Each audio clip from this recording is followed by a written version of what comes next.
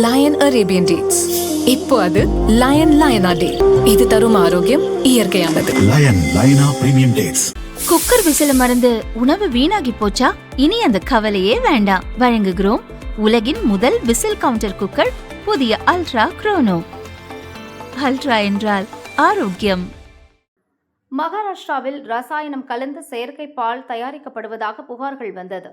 இந்த மோசடியில் ஈடுபட்ட கும்பலின் பின்னணியை அம்பலப்படுத்தியுள்ளார் அம்மாநில உணவு மற்றும் மருந்து நிர்வாக ஆணையர் துக்காராம். மே 25ஆம் தேதி இவர் பொறுப்பேற்றது முதல் தினமும் 20க்கும் மேற்பட்ட இடங்களில் அதிகாரிகள் சோதனையிட்டு வருகின்றனர். பாதுகாப்பான உணவு, பாதுகாப்பான மகாராஷ்டிரா என்கிற பெயரில் உணவுத்துறை ரெய்டுகள் நடக்கிறது. இதுவரை 1131க்கும் மேற்பட்ட ஆய்வுகள் நடத்தப்பட்டு 50 கோடி மதிப்புள்ள கலப்பட உணவுப் பொருட்கள் பறிமுதல் செய்யப்பட்டது. ரசாயனம் கலந்த சுமார் 1.5 லட்சம் லிட்டர் போலி பால் கண்டறியப்பட்டு அழிக்கப்பட்டது. பூனே, அகமது நகர், சோலாப்பூர், ஜால்னா மற்றும் தானே போன்ற பல்வேறு மாவட்டங்களில் பரவி இருந்தது இந்த ரசாயன பால் நெட்வொர்க். இதுவரை இதில் சம்பந்தப்பட்ட 13 பேர் கைது செய்யப்பட்டுள்ளனர். 26 பேர் மீது வழக்கு பதிவு செய்யப்பட்டுள்ளது.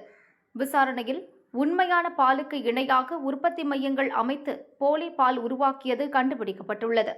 கால்நடை தீவனம் என்ற பெயரில் தரம் குறைந்த பால் பவுடர்களை வாங்கி அதனுடன் skimmed milk powder, caustic soda, palm oil, கெட்டிப்படுத்தும் குழுமங்கள், சோப்பு தூள் மற்றும் ஷாம்பு ஆகியவற்றை ஒரு குறிப்பிட்ட ஃபார்முலாவில் கலந்து பால் போன்ற தோற்றம், அடர்த்தியை கொண்டு வருகின்றனர். பசும்பால் போன்ற போலி பாலை உருவாக்க 1 லிட்டருக்கு 15 ரூபாயும், எருமை பால் போன்று தயாரிக்க 30 ரூபாயும் செலவாகிறது.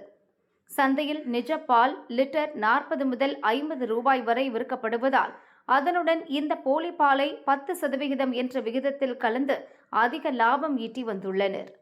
விவசாயிகளில் தொடங்கி கிராமப்புற பால் சேகரிப்பு மையங்கள் மற்றும் பால் குளிரூட்டும் மையங்கள் என பால் நுகர்வோரை வந்தடைவதற்கு முன்பே பல கட்டங்களில் இந்த கலப்படம் நுழைந்துள்ளது.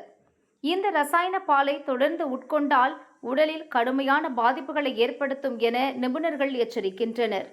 காஸ்டிக் சோடா மற்றும் டிட்டர்ஜென்ட் குடலின் உட்புற சுவர்களை பாதித்து கடுமையான அல்சரை உண்டாக்கும்.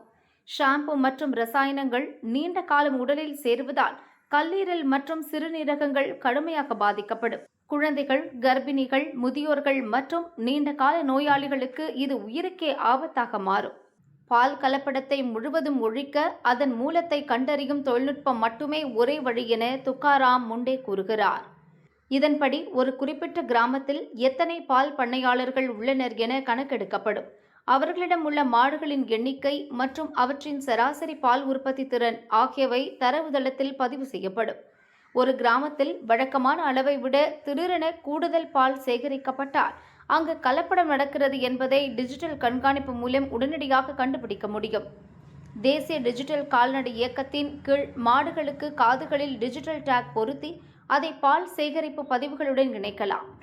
இதன் மூலம் போலி பால் சந்தைக்குள் நுழைவதை முழுமையாக தடுக்க முடியும் என துக்காராம் கூறியுள்ளார். இவரது மேற்பார்வையின் கீழ் மகாராஷ்டிரா அரசு தற்பொழுது பால் சேகரிப்பு மையங்களில் மிக கடுமையான பதிவேடு முறைகளை அமல்படுத்தி வருகிறது. ஏற்கனவே பல துறைகளில் அதிரடி நடவடிக்கை மூலம் அரசியல்வாதிகளை மிரள விட்டவர் துக்காராம் முண்டே. 2005ஆம் ஆண்டு பேட்ச் IAS அதிகாரியான இவரை கடந்த 21 ஆண்டுகளில் 25 முறை டிரான்ஸ்பர் செய்துள்ளனர். இருந்தும் நேர்மையுடன் செயல்பட்ட துக்காராம் இதுவரை 235 FIR, 350 கைது நடவடிக்கை மூலம் குற்றவாளிகளை நிலைகுலைய செய்துள்ளார். காவல்துறையில் துணிச்சலாக செயல்படும் அதிகாரிகளை IPS சிங்கம் என்பது போல இவரை IAS சிங்கம் என்கின்றனர். உணவு பாதுகாப்பு துறைக்கு மாற்றினால் இவரை அடக்கி விடலாம் என நினைத்து கடைசியாக அந்த துறைக்கு மாற்றினர். இப்போது அதிலும் தொடரும் அதிரடியால் மகாராஷ்டிரா மாநில அரசியலில் பெரும் பரபரப்பு நிலவுகிறது. ஒரு நேர்மையான அதிகாரி எங்கிருந்தாலும் தாக்கத்தை உண்டாக்க முடியும் என்பதற்கு முன்மாதிரியாக மாறியுள்ளார் துக்காராம் முண்டே.